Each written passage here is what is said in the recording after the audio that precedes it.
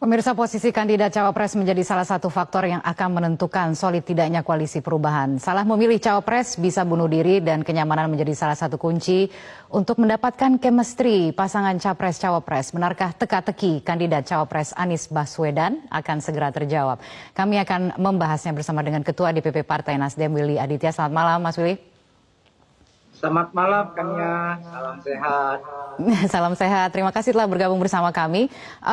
Sebagai capres koalisi perubahan, Anies Baswedan kerap disentil dan juga disindir oleh Presiden Jokowi dan juga barisan pendukungnya. Akankah cawapres pendamping Pak Anies nantinya mampu membuat koalisi perubahan menjadi lebih solid, bukan justru membubarkan koalisi? Tanggapan Anda? Ya, koalisi perubahan ini adalah sebuah blok politik yang datang dengan penuh kesadaran. Ini berbeda dengan yang lain. Kalau yang lain kan ada kawin paksa atau ada yang dijodohkan gitu. Jadi Nasdem, Demokrat, PKS ini benar-benar bersepakat dengan figur Anies Baswedan sebagai representasi harapan rakyat dan representasi dari perubahan ya. Kalau kita lihat semangat seperti itu, ini yang tidak dimiliki. Jadi bahwasannya ada gerakan-gerakan tanpa bayangan yang coba mengenduskan bahwa kami tidak solid, kami digoyang, bahkan ada quote-unquote skema, ada yang mencopet, gitu. Itu suatu hal yang ya orang boleh berspekulasi. Tapi ini adalah one for all for one, itu sangat solid sekali. Bahkan kami sudah Kania bisa lihat bagaimana kemesraan, keakraban para ketua-ketua umum diundang oleh Pak Surya ke pulau gitu ya. Ada ketua presiden PKS, ada ketua majelis suro, ada ketum Demokrat, dan lengkap itu bagaimana proses chemistry itu terbangun luar dalam lahir batin. Nah, konteks ini yang terus-menerus kita jaga, dan kemudian kalau orang cemburu itu tentu suatu hal yang wajar ya. Kami tetap baik-baik saja. Kami bahkan sudah setelah mendeklarasikan Mas Anies sebagai figur capresnya, kami tim 8 sudah menyelesaikan untuk calon wakil presiden yang kami serahkan langsung kepada Mas Anies, dan nanti Mas Anies yang akan melaporkan itu ke ketua umum partai untuk segera dideklarasikan. Jadi sangat progres, dan bahkan platform perjuangan dari perubahannya sendiri sudah masuk ke 5 tema besar Kania, untuk kemudian di breakdown betul. Kami melakukan sebuah riset yang mendalam terhadap problem-problem bangsa kita, dan calon presiden khususnya yang kami usung, Anies Baswedan, sudah memiliki sebuah platform perjuangan terhadap kepemimpinan di 2024 sampai 2029 nanti. Baik, Mas Willy, tapi kembali lagi kepada nominasi kandidat cawapres yang tadi Anda katakan sudah dibicarakan dan sudah semakin mengerucut. Apakah kemudian nominasi kandidat cawapres yang berasal dari kader parpol koalisi dirasa dapat lebih mendongkrak suara koalisi, atau justru tidak punya kotel efek?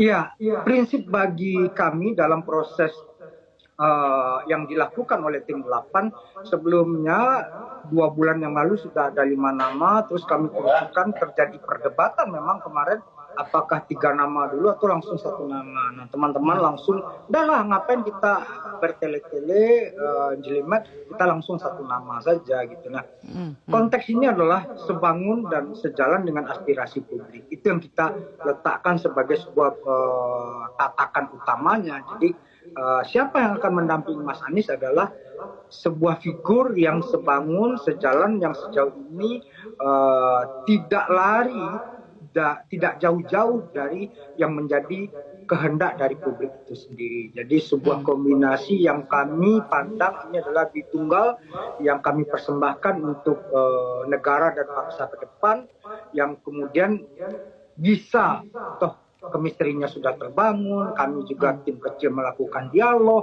yang intensif gitu ya, dan kami juga Mas Anies juga melakukan komunikasi yang sama gitu, dalam frekuensi yang sama. Begitu kan ya.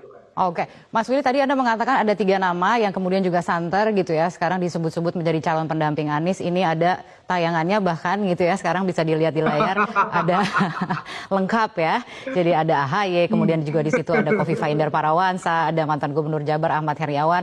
Apakah salah satu dari ketiga nama itu atau mungkin ada nama lain? Justru surprise-nya ada di situ, ketika berulang kali dikatakan akan ada kejutan. Ya, tentu kalau ini terbuka sedikit jadi tidak surprise lagi ya. Dan kami benar-benar menghitung sebuah elemen of surprise itu penting dalam proses momentum politik, dan ini yang benar-benar kami hitung betul kapan ini kami launching secara paket utuh gitu. Ini yang kami konsultasikan dengan ketua umum partai.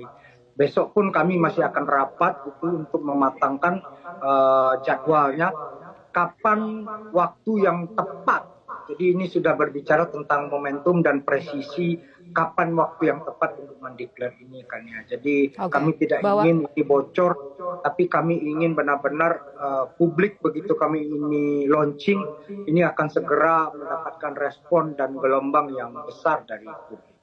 Oke, bahwa kemudian kemarin sempat dikatakan oleh Mas Sugeng yang mengatakan 1-2 hari ini sudah bisa ditetapkan siapa nama cawapresnya, berarti kita harus menunggu lebih lama lagi nih nampaknya. Ya, besok kami akan rapat intensif seharian untuk membahas itu, apakah kapan tepatnya kami akan menyampaikan itu kepada publik ya. Memang apakah mungkin besok akan langsung disampaikan gitu ya. Tapi untuk deklarasinya sendiri kami sudah siapkan ya. Tinggal besok skemanya akan seperti apa, apakah hanya melalui konferensi pers, tapi yang jelas itu akan diserahkan kepada calon presiden sendiri, Mas Anies Baswedan, untuk kemudian menyampaikan kepada ketua umum, dan bagaimana kemudian perhelatannya. Jadi ibaratnya kan ini sudah kawin ya, sudah menikah gitu, tinggal resepsinya saja kan. Di proses ini yang benar-benar resepsinya kapan, ini yang kami benar-benar sedang berhitung. Oke, baik. Masuk dalam hitung-hitungan tersebut juga adalah posisi cawapres ini juga akan menentukan begitu ya. Kalau kita melihat berbagai lembaga survei kan menyebutkan ketiga capres yaitu Anies, Ganjar, dan Prabowo itu memiliki gap elektoral yang tidak besar alias tidak ada yang mendominasi di atas 50%. Apakah ini kemudian artinya posisi cawapres ini juga akan sangat menjadi penentu kemenangan di Pilpres nantinya?